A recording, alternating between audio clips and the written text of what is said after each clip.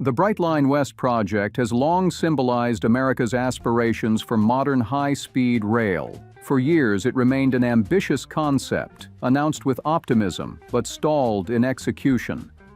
Now, as 2025 concludes, the project has crossed a critical threshold, moving from vision to reality.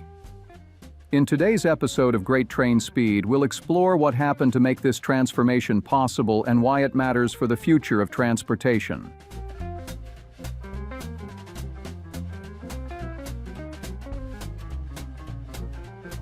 Since September 2025, construction crews have been working on a 33-acre site just west of Las Vegas Boulevard, between Blue Diamond Road and Warm Springs Road, adjacent to Las Vegas Premium Outlet South. This location will become the main Las Vegas terminal, the anchor point for the entire route. By October, the scale of the work became impossible to ignore. A temporary parking garage. This is designed not for passengers but for workers and material logistics, which began rising rapidly. Concrete columns appeared in quick succession, forming the base for more than 4,000 parking spaces. It may sound mundane, but this structure is a quiet signal of seriousness. You don't build logistics infrastructure like this unless you expect sustained, long-term activity. At the same time, crews began pouring concrete into the elevator core of the terminal's structural backbone. This two-story terminal is designed to house retail and restaurants, turning the station into a destination rather than a simple boarding point. On the surrounding roads, drivers noticed changes as well. Starting October 23rd, lanes along Las Vegas Boulevard were narrowed between El Dorado and Robindale. Crews removed aging medians, installed large box culverts, and adjusted drainage systems to reduce flood risk. The work took about 3 weeks and caused short-term inconvenience, but by early December, officials confirmed that everything proceeded smoothly without major incidents. This is the point where projects usually lose public patience. Instead, something different happened. Residents adapted. Bulldozers became part of the soundscape. The project stopped feeling disruptive and started feeling inevitable. Since early 2024, Brightline West has been conducting geological surveys, drilling and utility testing along 218 miles of the I-15 corridor, stretching from Nevada through the Mojave Desert, across Cajon Pass, and into the Inland Empire. By mid-2025, pre-construction work was nearly 99% complete. Field testing began shortly after the groundbreaking ceremony in April 2024. Now, with surveys complete and utilities mapped, the project is ready to transition into its most demanding phase. In Nevada, covering 34 miles, official heavy construction is targeted for April 2026. In California, where the route spans 184 miles, work will follow early in the year, passing through Apple Valley, Hesperia, and Rancho Cucamonga, where it will connect to Metrolink. Substations will be built in parallel, supporting an overhead catenary system designed to deliver consistent power across harsh desert terrain. There is also a proposed tunnel connecting the line to Ontario Airport, expanding the system's reach. A high-speed line is only as credible as the trains that run on it. Brightline West has partnered with Siemens Mobility, which is currently manufacturing the American Pioneer 220 at its Horseheads, New York facility. These all-electric trains are designed to reach 225 miles per hour and are customized for desert heat. Meanwhile, PCM Railone has opened a $20 million concrete sleeper factory in North Las Vegas, delivering its first batch by the end of December 2025. Construction and manufacturing are moving together, and that alone sets this project apart. So, if all of this is already rising from the ground, there's one unavoidable question left. How much does it actually cost, and who's really paying for it? That's what we'll explore in the next part of this journey. And if you want to stay with us as the story continues, make sure you're subscribed so you don't miss any future updates.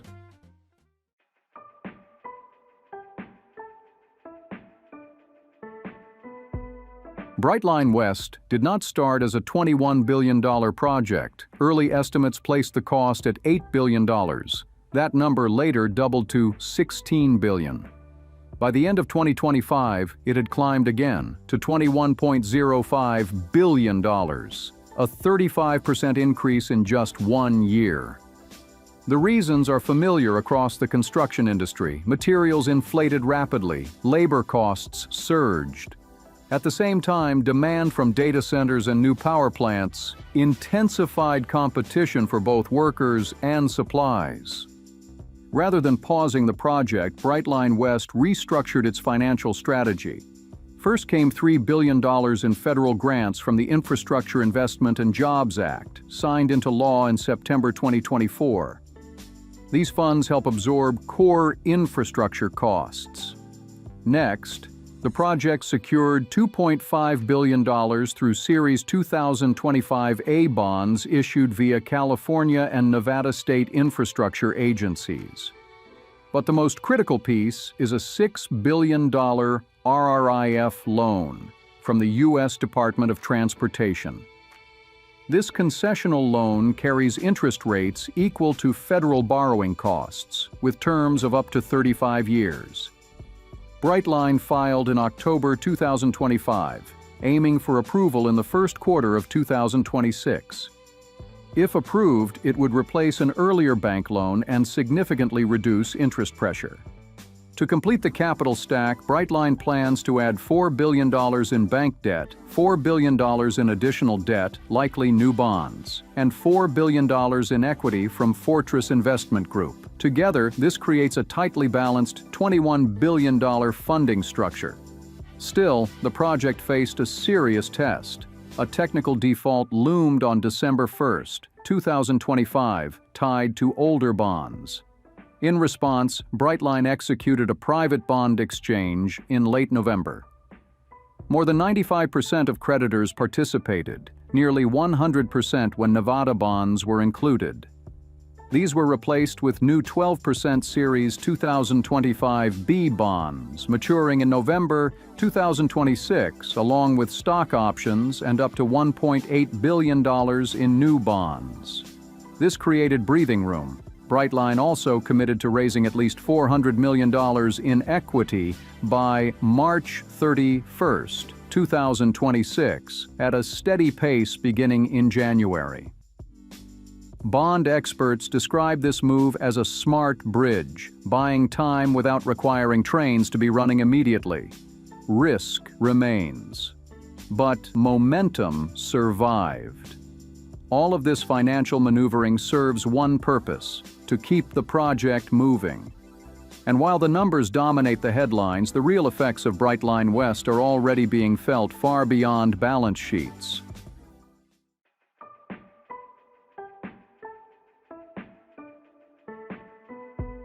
While financial complexity dominates headlines, the local impact is already real. Brightline West is expected to create 35,000 jobs during construction, including around 10,000 high-paying union positions in southern Nevada. This represents the largest single source of new employment in the region since the pandemic. Around the Las Vegas terminal, businesses are already seeing increased foot traffic from construction crews. Some owners have chosen to stay open or relocate nearby, specifically because they expect future ridership to sustain demand. When the line becomes operational, currently projected for 2029 to 2030, it is expected to carry 9 to 10 million passengers per year. Weekend traffic on the I-15 corridor could drop by 20 to 25%, easing one of the most congested travel routes in the country. Environmentally, the shift could reduce emissions equivalent to removing 400,000 cars from the road each year. Any discussion of high-speed rail in the United States invites comparison with California high-speed rail. The contrast is stark. California's system has cost over $128 billion, faces a funding gap nearing $100 billion, and may not see its first partial service until the early 2030s. Brightline West is not immune to cost pressure or delay, but its private-led, federally supported model has allowed it to adapt, restructure, and continue building. It is not perfect, but it is moving, Concrete is rising, trains are being built, jobs are being filled. And despite financial strain, progress continues. If Brightline West opens as planned, it won't just connect Southern California and Las Vegas faster. It will signal a turning point, a moment when American inner-city transportation proves it can still deliver large, complex projects in the modern era. In your opinion, is this finally proof that an American rail project can move forward? Drop a 1 if you think yes, or a 0 if you have a different take. We'd love to hear your thoughts.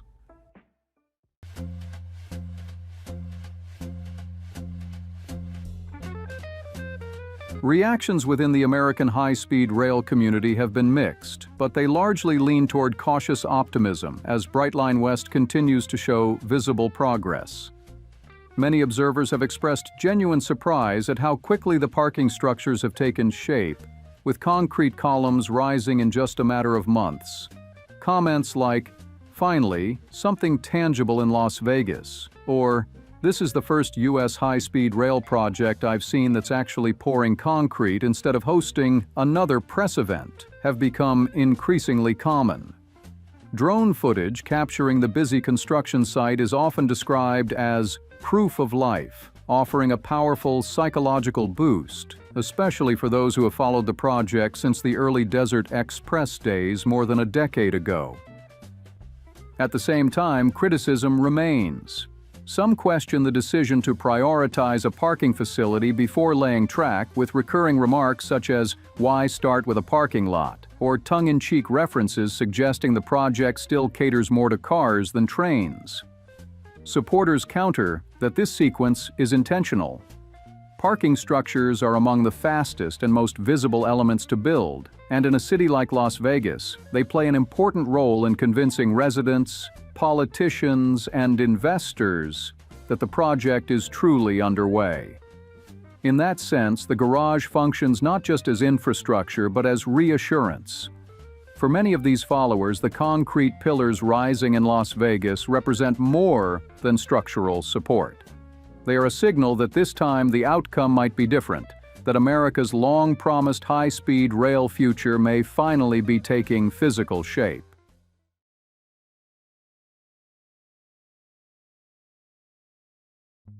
"2025 marks a turning point in U.S. transit, and Caltrain is at the forefront of this revolution. With a rising trend in performance and popularity, the system is proving that speed, sustainability, and service can coexist seamlessly. This is about redefining how Americans connect, commute, and envision mobility. So, how exactly did Caltrain achieve this remarkable ascent? In today's edition of The Great TRAINSPEED, we'll dive deeper into the innovations, leadership, and passenger-focused strategies that have propelled Caltrain to the top. Get ready to explore why this line is leading the nation forward.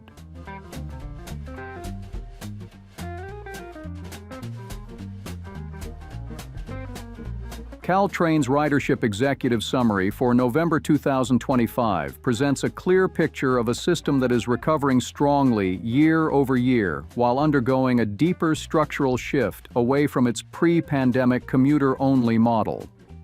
In November 2025, total monthly ridership reached 887,540 trips, representing 60.3% of November 2019 levels.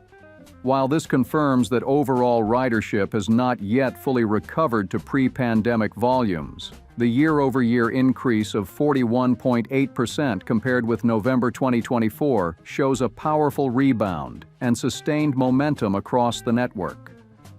Weekday ridership remains the weakest segment of the recovery. Average weekday trips in November 2025 stood at 37,779, just 54.3% of pre-pandemic levels, and well below the 69,607 riders seen in November 2019.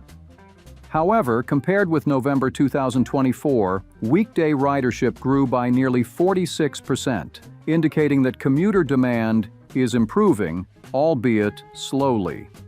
The data suggests that hybrid and remote work patterns continue to suppress traditional 5-day commuting, creating a long-term ceiling on weekday recovery.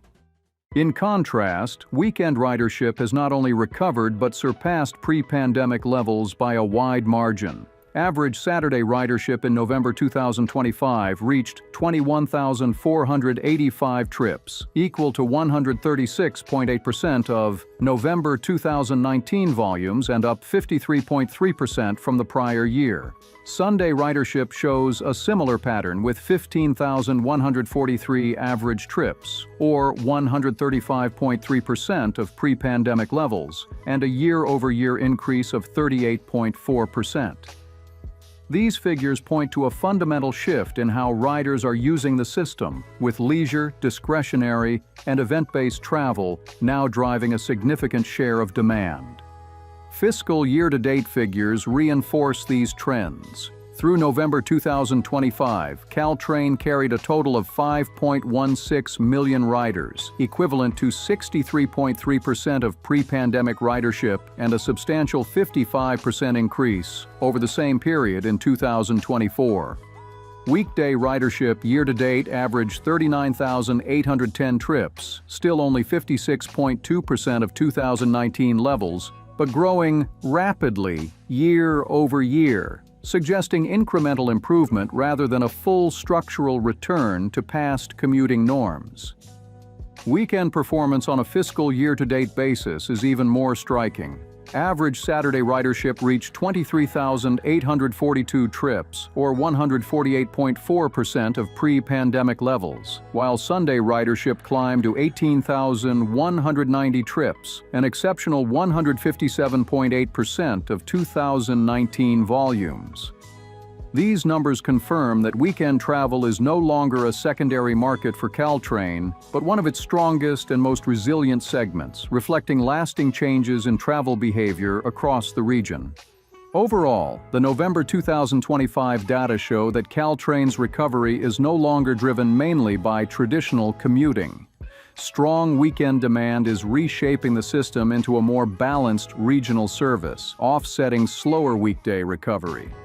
Although total ridership remains below pre-pandemic levels, sustained growth and rising weekend travel point to a more diversified ridership base guiding Caltrain's future strategy.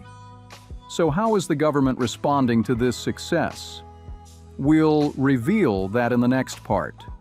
And if you find this information compelling, hit the subscribe button so you don't miss any updates. Everything you need to know about the world of trains is right here on our channel.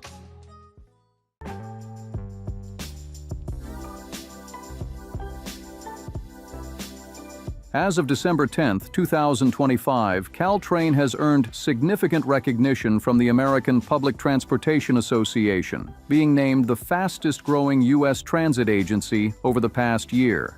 This remarkable achievement comes on the heels of the launch of its new high-performance electric trains in September 2024, which have improved the overall rider experience by providing faster, more frequent service. The launch of these modern trains has not only contributed to increased ridership, but also heightened satisfaction levels among passengers. The introduction of the electric trains, which deliver faster and more efficient service, marks a key milestone for the agency in meeting the growing demand for public transit in the Bay Area.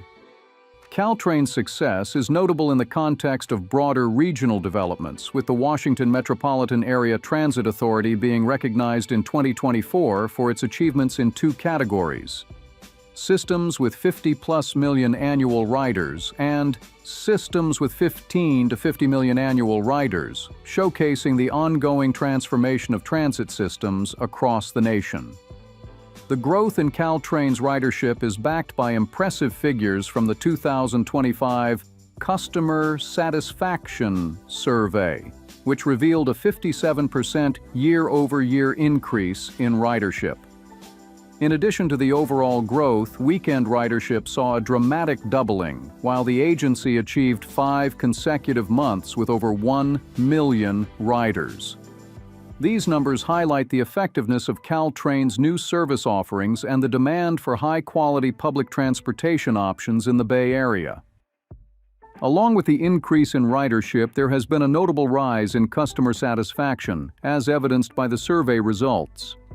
Caltrain received its highest satisfaction rating in the 27-year history of the survey, with riders awarding the service an average rating of 4.41 out of 5, a significant improvement from the 4.02 rating in 2024.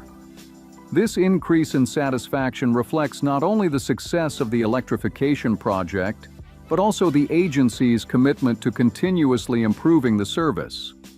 Despite these positive trends, Caltrain, like many transit agencies across the Bay Area, is confronting structural budget shortfalls as shifting work patterns, including more people working from home, continue to reshape commuting behavior. In response, Caltrain has proactively tackled these challenges by cutting costs, monetizing available resources, and adapting its services to attract more riders.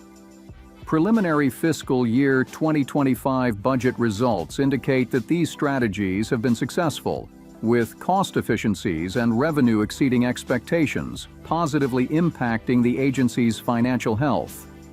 The December 2024 forecast shows a significant reduction from the adjusted January forecast of $690 million. However, the agency's leadership recognizes that long-term sustainability requires more than short-term solutions. To ensure the continued success of Caltrain and other Bay Area transit systems, Governor Gavin Newsom signed Senate Bill 63 in November 2025, which authorizes a regional revenue measure for the November 2026 ballot. If this measure passes, it would establish a stable funding source for Caltrain, ensuring reliable and accessible service for years to come. However, if no new funding materializes, whether through a regional measure or other means, Caltrain would be forced to consider drastic measures to close its funding gap. Such measures would not be taken lightly, as they would risk undermining the progress made in building ridership and increasing satisfaction levels. Potential impacts in the scenario presented include closing more than one-third of stations, no weekend service, reducing service to once an hour, ending operations by 9 p.m., cutting segments of service. The potential for service reductions or fare hikes looms as a critical concern, which makes the need for external funding even more pressing. The potential for service reductions or fare hikes looms as a critical concern, which makes the need for external funding even more pressing. Caltrain is dedicated to delivering safe, reliable, and quality service to its riders, and the increased ridership and satisfaction levels reflect our agency's commitment to doing just that, said Caltrain Executive Director Michelle Bouchard. Electrified service and other service enhancements have proven that residents across the Bay Area value these improvements. Caltrain remains committed to continually growing ridership and maintaining rider satisfaction by providing fast, reliable public transportation for our riders. At the same time, we continue to evaluate how to effectively cut costs and make the most of the resources we have while we look to long-term sustainable funding sources. Even though Caltrain's ridership growth faces a setback as ongoing mechanical issues with its fleet disrupt service, the electrified system requires 16 EMU train sets for full weekday service, and while Caltrain owns 18, 4 to 6 of these train sets have been out of service for extended periods due to mechanical failures. This has forced Caltrain to activate its contingency plan, which includes canceling 2 to 4 limited-stop trains during peak hours, resulting in fewer trains available for riders during rush hour and leaving the schedule less reliable when it's most needed. The agency has been working closely with Stadler's maintenance staff, the Joint Powers Board, and Stadler's warranty teams around the clock to diagnose the failures, replace faulty components, and conduct in-depth analyses to identify the root causes. Progress is being made, but the challenge lies in ensuring that these issues do not recur in the future. Despite these difficulties, Caltrain has continued to maintain a strong performance, achieving a 94% on-time arrival rate for October. However, the agency continues to aim for the ideal of 100% on-time performance. Caltrain continues to face both financial challenges and growing demand. its ability to adapt and innovate will be key to its future success. The progress made in increasing ridership and customer satisfaction is a strong foundation on which the agency can build. But maintaining that momentum will require continued investment in infrastructure, service improvements, and secure funding sources. The upcoming regional revenue measure will play a pivotal role in determining the future of Caltrain and, by extension, the quality of public transit across the Bay Area.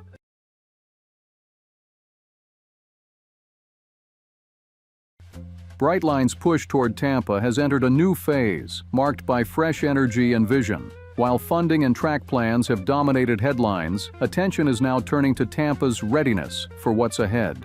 Behind the scenes, groundwork is underway to build a station at the city's core, one capable of moving people efficiently, connecting neighborhoods, and meeting the demand of Florida's growing rail network.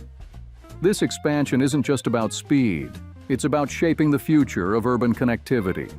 If you want the backstory, the driving forces, and a glimpse of what's next, stay with us.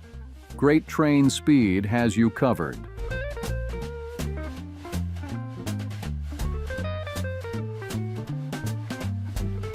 In mid-July 2025, Brightline outlined plans to raise $400 million to extend its rail service west from Orlando to Tampa.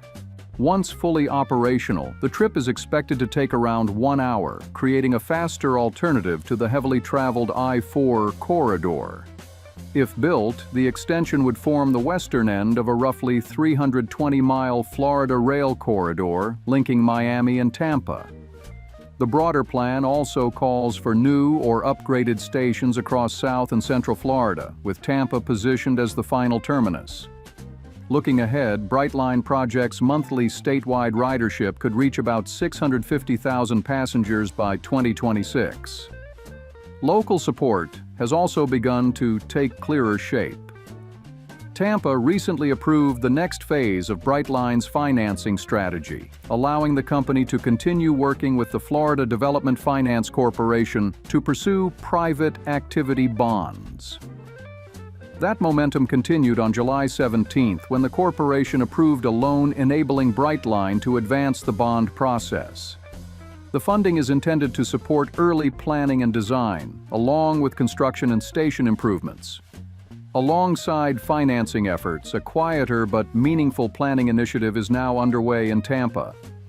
Working with local and regional partners, the Hillsborough Transportation Planning Organization has launched a Brightline Station Area Study. Rather than focusing solely on tracks and platforms, the study examines how a future station would function within the city's broader transportation network.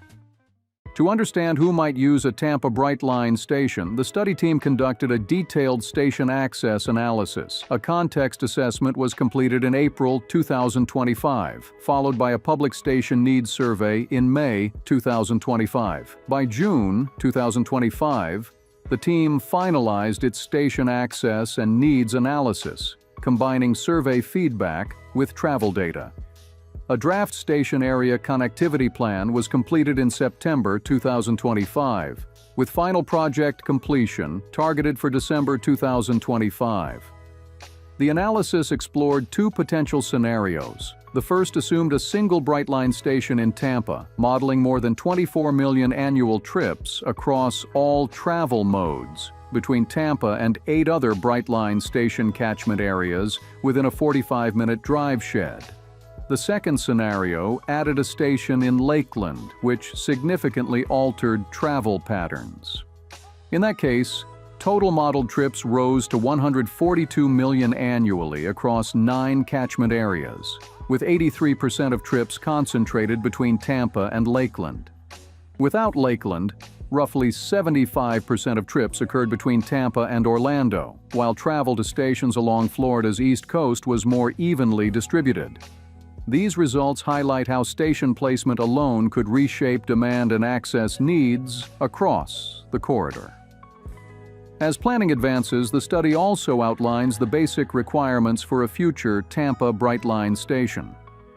While final design decisions remain with Brightline, early concepts point to multi-track platforms, a clearly defined station plaza, and features such as wayfinding, shade, and space for multimodal access. Improving access for pedestrians, transit users, and other modes could help ease local congestion while improving overall mobility. To support this, planners have developed a conceptual connectivity framework intended to guide future design and coordination as the project moves forward. If Brightline can get you from Tampa to Orlando in just 1 hour, would that be enough to make you leave your car behind? Drop 1 for yes. Drop 0 for no.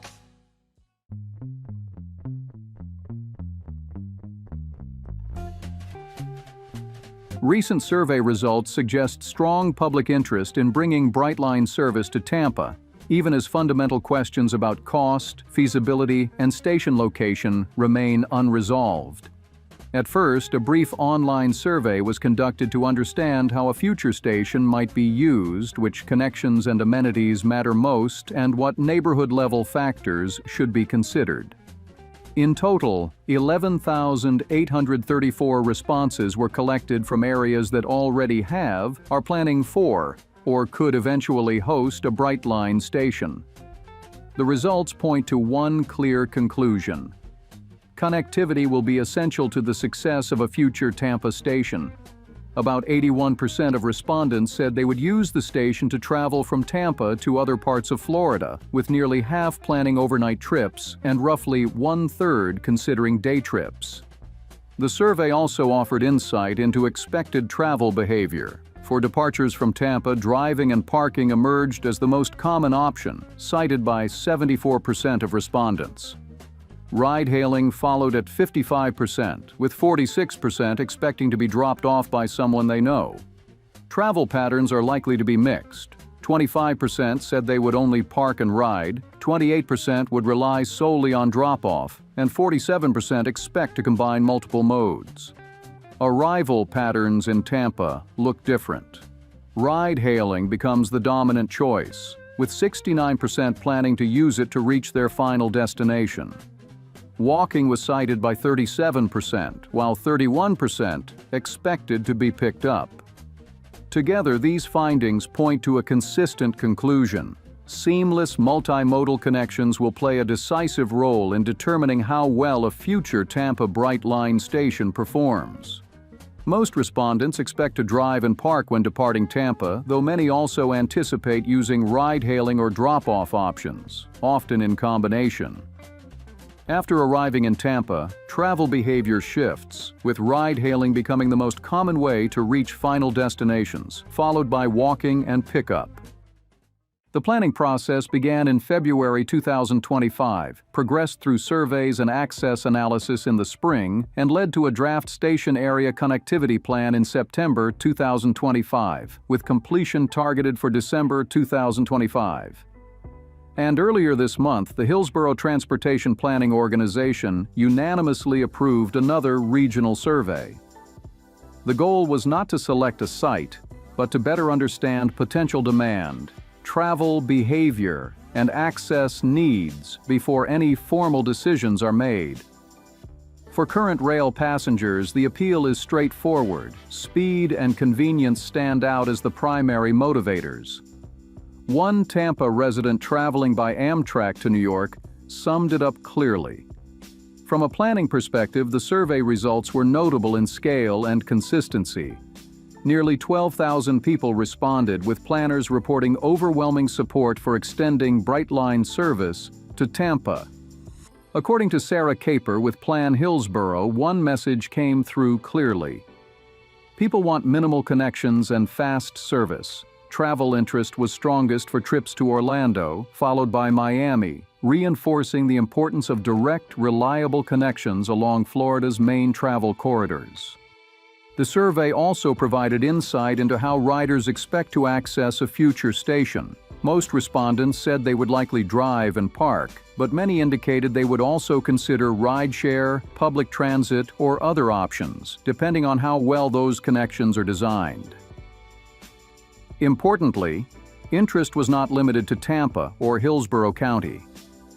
Responses came from across the region, including Pasco, Pinellas, Sarasota, and Manatee counties, suggesting a broader catchment area for potential ridership. Planners emphasized that the study does not assume a final station location. Instead, it used a conceptual area between downtown Tampa and Ybor City to examine how a station might function within the urban environment. That analysis included roadway conditions, sidewalks, transit connections, parking requirements, and pedestrian safety, factors that will ultimately shape how accessible and practical the station would be for everyday users. Despite the positive feedback, the discussion at the TPO meeting also reflected caution. Some elected officials questioned whether survey enthusiasm fully represents county-wide opinion. Hillsborough County Commissioner Josh Wastel warned against chasing fairy tales. "I just don't want us chasing fairy tales in this adventure," said Hillsborough County Commissioner Josh Wastel, who noted that the overwhelming support found in the survey might not encapsulate the entire county's viewpoint. Others raised practical concerns about connectivity. Without clarity on station placement, commissioners argued, it remains difficult for the public to fully support or oppose the idea. Any successful station, they stressed, must offer reliable links to downtown Tampa, West Shore, and the airport. There has to be an ability to get people from wherever the station is to downtown and to West Shore and to the airport, said Commissioner Harry Cohen. Still, for many residents, Tampa's rapid growth makes the conversation unavoidable. As Robinson put it, the city is expanding quickly, and transportation options will need to keep pace. In that context, the survey does not settle the debate, but it does signal that public interest is strong, and expectations for faster, more efficient rail service are rising.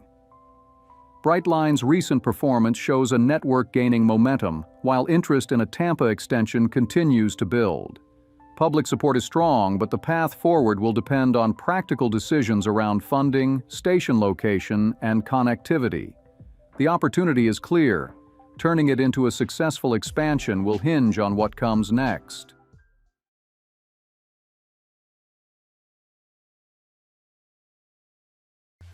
After our last video about CTA and Metra, a lot of you, especially Chicagoans, said the same thing. This is good news, but it's not the whole story. Now, we're not here to downplay the significance of the recent budget boosts for the CTA and Metra, but we must ask, what's missing? These investments are a step forward, but they don't address the full range of challenges facing Chicago's transit system. Today, we're diving deeper into what's really needed to improve the CTA and Metra for the long term.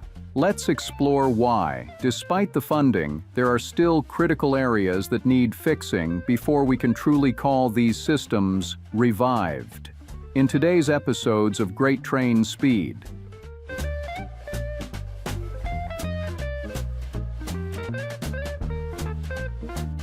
First, let's appreciate the positive steps that have been taken. Chicago's transit network is getting a much-needed investment.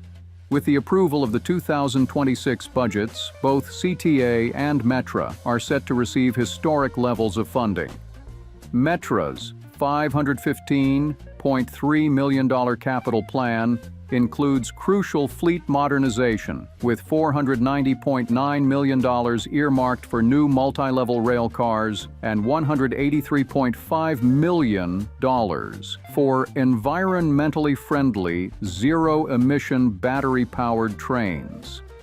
Additionally, Metra will invest in upgrading its existing fleet, enhancing safety, and improving track infrastructure. CTA likewise has ambitious plans with the budget increases, aimed at improving the efficiency and capacity of the bus and train network across Chicago. But while these investments are critical to the system's survival and growth, we must recognize that these funds alone won't solve all the systemic issues plaguing the CTA and Metra. Funding is necessary, but it's not enough. Without addressing the underlying structural challenges, Chicago's public transportation system will continue to fall short. Today, We're diving into those gaps and examining what really needs to change to make CTA and Metra work for everyone.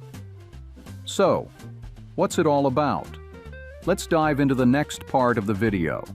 And if you're finding this interesting, don't forget to hit the subscribe button and stay tuned.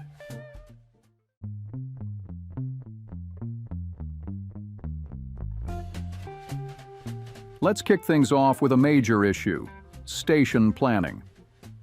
The recent closure of the State and Lake Station, an essential station on the CTA Red Line, has sparked concern across the city. The station, which will be closed for 3 years for repairs, is one of the oldest on the line, but its closure highlights a much bigger issue. Why has it taken this long to address? Why was it allowed to reach such a state of disrepair before action was taken? For years, State and Lake has been in desperate need of repairs, but Chicago's transit planning failed to anticipate this and plan for these inevitable closures. The issue isn't just about repairing one station, it's about the lack of a coherent, long-term strategy for station renovations across the system.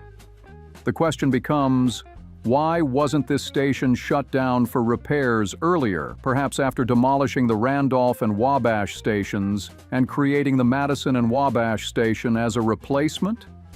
Why not plan for these major renovations proactively? Moreover, Wabash Station, another key station, is also aging and deteriorating.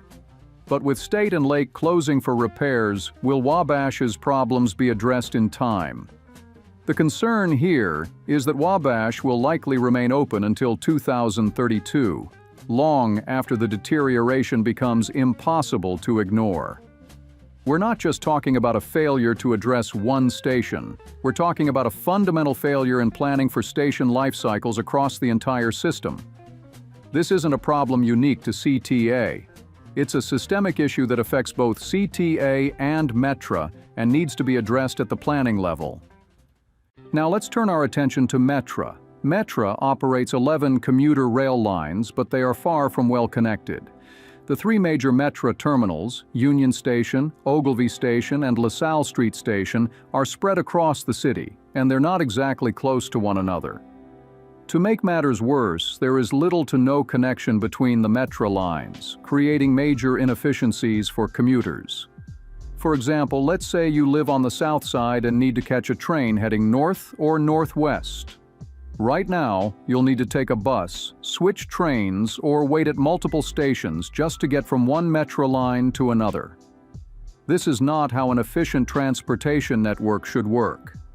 Metra essentially operates like 3 separate railroads. Each line functions independently, making the entire system harder to navigate and much less effective for riders who rely on the network for their daily commute. This kind of disconnected service is not only frustrating for riders, but it's also an issue that significantly limits the utility of the system as a whole. This is where the concept of a Metra connector comes in. A rail connector, or even a people mover system between Metra's terminals would radically improve the system's accessibility. Imagine being able to seamlessly transfer from one Metra line to another without needing to leave the station. This kind of integration would dramatically improve commuter experience, increase ridership, and make the system much more efficient. Unfortunately, for now, the lack of connectivity is holding back Metra from being as effective as it could be. It's time for Metra to stop operating as isolated lines and start functioning as one cohesive network that serves the region efficiently. Before we move to the next part, we're turning your comments into a Chicago Rail series. Based on your feedback, we'll be diving deep into Chicago rail issues every Wednesday. Stay tuned as we explore these crucial topics, analyze potential solutions, and discuss how we can make Chicago's transit system work for everyone.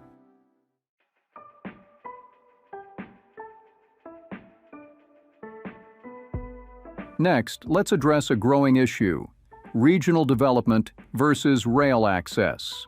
One area of rapid growth in the Chicago suburbs is Rockford. The population in this region has been expanding rapidly along with its economic base, but unfortunately, rail service in this area has been stagnant. Despite its growth, Rockford still lacks a direct rail connection to downtown Chicago, something that has been sorely needed for decades. While Metra is moving forward with plans to extend the Union Pacific Northwest line to Rockford by 2027, the area has been neglected by rail for too long. This is particularly troubling considering that Metra is already planning to connect the booming western suburbs to downtown. Metra's expansion to Rockford will be crucial for linking this region to the city, providing better access to employment opportunities and stimulating further economic growth. This issue isn't just about improving connectivity to one city, it's about unlocking the potential of entire regions. Without proper rail access, suburban areas like Rockford face increased traffic, higher commuting costs, and a lack of regional integration.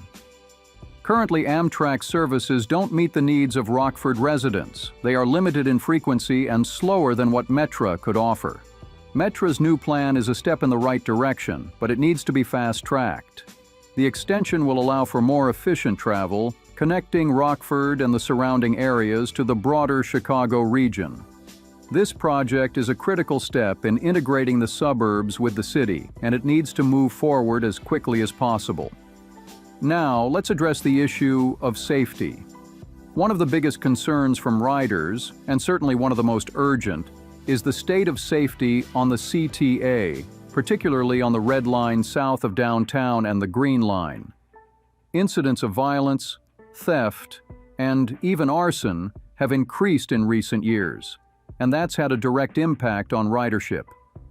People feel unsafe, and that means fewer people are willing to trust the system with their daily commute. Here's the critical thing to remember: if people feel unsafe, the system isn't working, no matter the budget. There's a direct link between the lack of trust in the system and the declining ridership. For example, as mentioned by some of our viewers, people are afraid to ride the CTA Red Line south of Cermak, where there are reports of stabbings and even instances of people being set on fire. These aren't isolated incidents. They're part of a growing trend that can't be ignored. The CTA can have the best funding in the world, but if riders don't feel secure, they won't return, and that's a critical issue that needs urgent attention. That's why this discussion isn't just about capital investment, it's about policing and trust. Safety needs to be prioritized, not just modernized stations and new trains. Chicago is at a crossroads. The funding is there, but now it's time to focus on what really needs to change. Capital investment is a necessary condition. It's a good thing we have the funding. There's no denying that. But it's not enough. To truly revitalize the system, we need to address the systemic planning issues, make vital connections, and restore safety and trust. These things go hand in hand with the investments being made in the infrastructure. At this moment, Chicago has the opportunity to fix its long-term transit issues or simply repeat the same mistakes of the past. The decision about how we move forward is pivotal. So, what does this mean for Chicago? While the funding increases are essential and will make a big impact, we must recognize that Chicago is at a pivotal moment. This is a crossroads where we can either address the deep-rooted issues with planning, connectivity, and safety, or we can continue to push forward with a Band-Aid approach that fails to solve the long-term problems. To truly revitalize Chicago's transit system, we need a holistic approach. It's not just about the money. It's about making sure that money is spent in a way that addresses the real issues. Planning, connectivity, and safety must be at the heart of the revival of Chicago's transit system. If you live in Chicago or care about how big city rail actually works, this next series is for you. Make sure to subscribe so you don't miss out on our deep dives into the future of Chicago's transit system. Let's keep the conversation going and figure out how to build a rail system that works for everyone.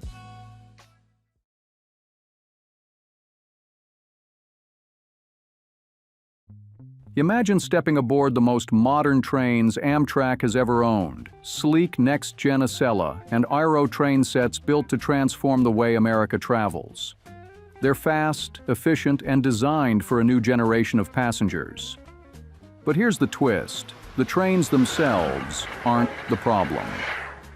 The real issue is where they'll be maintained.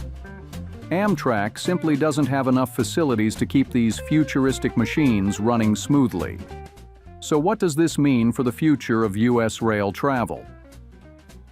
On today's episode of Great Train Speed, we'll explore the challenge behind the shine and what it means for passengers everywhere.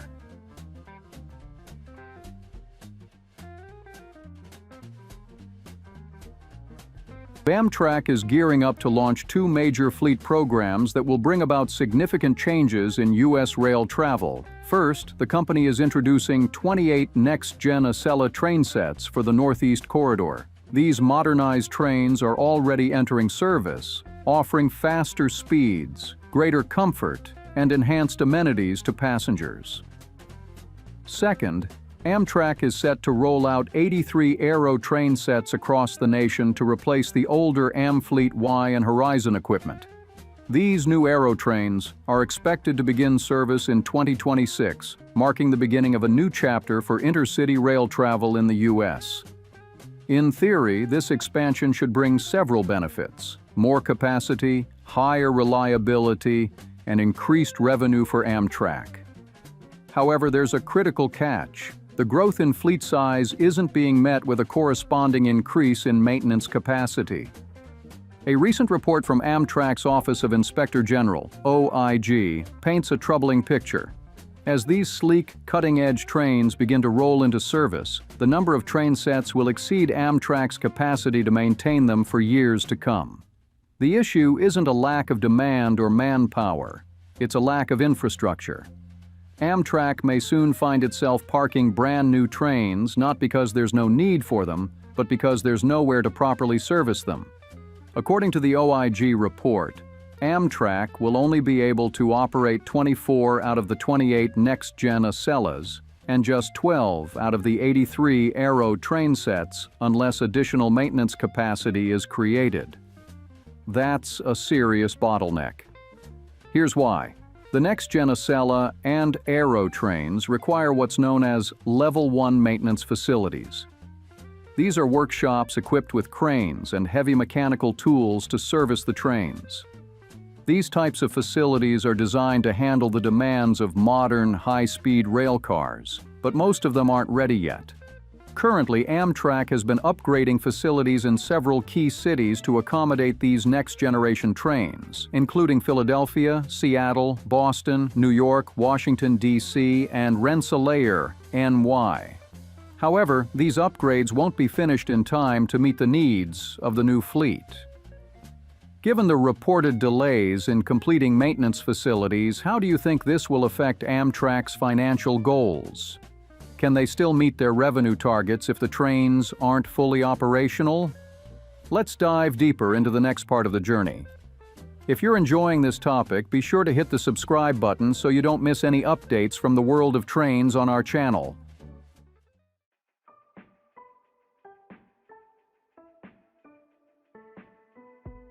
Here's the key timeline you need to understand.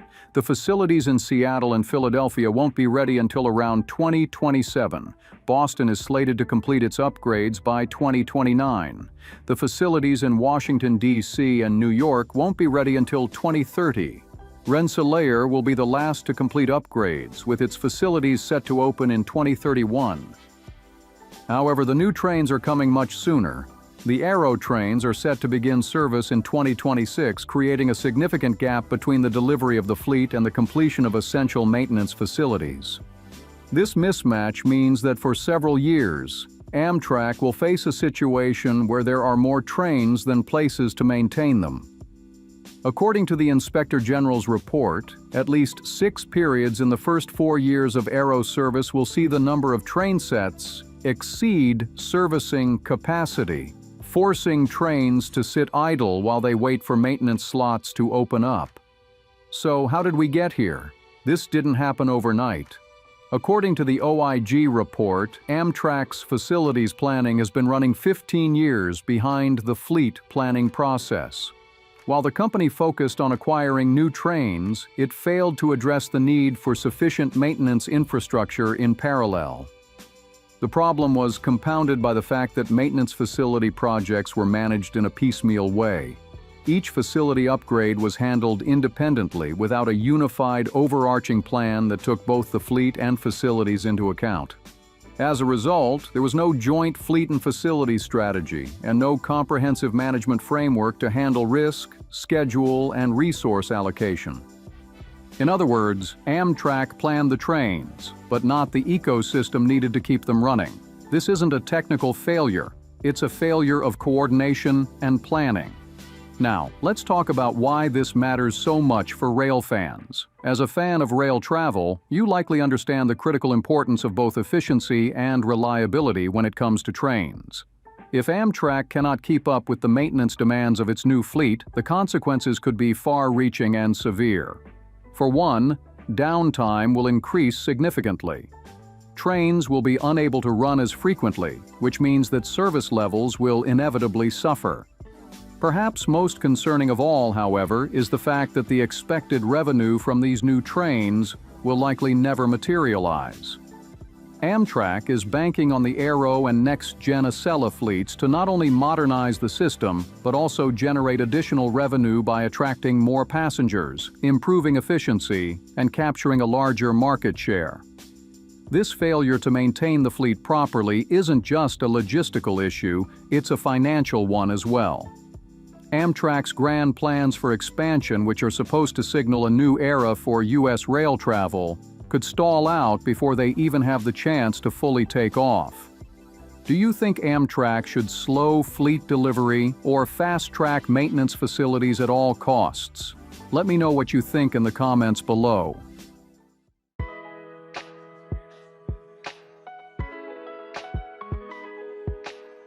To its credit, Amtrak has recognized the severity of the situation and is taking steps to address the issue. In response to the findings of the Office of Inspector General, OIG, Amtrak's management has initiated several positive measures to begin closing the gap between fleet growth and maintenance capacity. Amtrak has completed a joint fleet and facilities plan for fiscal year 2026, aligning fleet expansion with the development of maintenance infrastructure to support it. The company is also preparing 3 additional strategic documents, covering fleet acquisition, facility development, and funding, which are expected to be finalized by June 2026 and will guide how new trains are bought, maintained, and financed long-term. In addition to these efforts, Amtrak is working to implement a comprehensive management framework by March 2026. This framework is intended to streamline the planning and execution of both fleet and facility projects. By introducing clearer accountability and structured management practices, Amtrak aims to improve coordination across departments, reduce inefficiencies, and ensure that both fleet delivery and facility upgrades are handled in parallel. However, despite these positive steps, the reality is that building and upgrading facilities is a time-consuming process. Steel, concrete, and cranes don't come together overnight, and even with these new strategies in place, it will still take several years before the necessary facilities are ready to handle the growing fleet. For example, key maintenance facilities in major cities like Seattle and Philadelphia won't be completed until around 2027, while others, such as those in Boston and Washington, D.C., won't be ready until later in the decade. This presents a significant challenge for Amtrak as it faces the growing pressure of keeping its fleet operational while waiting for these facilities to be finished. In the meantime, Amtrak must find ways to manage its expanding fleet with the existing infrastructure. This could mean that some of the new Aero and Acela trains will remain idled due to the lack of proper maintenance facilities.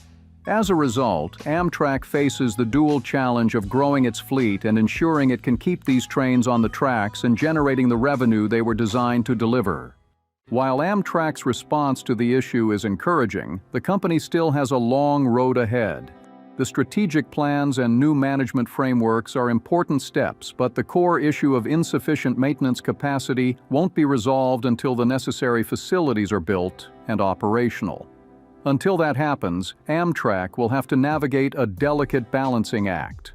The pressure to meet both demands will test Amtrak's ability to effectively manage its resources and its long-term vision for modernizing U.S. rail travel. This issue highlights a recurring problem in U.S. passenger rail. Rolling stock gets headlines, but maintenance infrastructure does not. Around the world, countries that have successfully upgraded their rail systems have done so by planning fleets and facilities as a single, unified system. In the U.S., however, these upgrades arrived on different timelines, creating a situation where the trains are ready, but the infrastructure is not. Without the necessary maintenance capacity, new trains can quickly become expensive ornaments, unable to deliver on their promised benefits of higher capacity, faster speeds, and increased efficiency. As a result, the potential of modern high-speed rail in the U.S. is in jeopardy. Amtrak doesn't have a train problem. It has a timing problem. The new Aero and next-gen Acela fleets are ready to roll out, but the maintenance network isn't. And until that gap is closed, Amtrak's newest trains may spend more time sitting idle than running on the tracks. If Amtrak doesn't act swiftly to address these issues, it risks undermining the entire vision for a modern, efficient U.S. rail system. The time to fix this problem is now, before the promise of these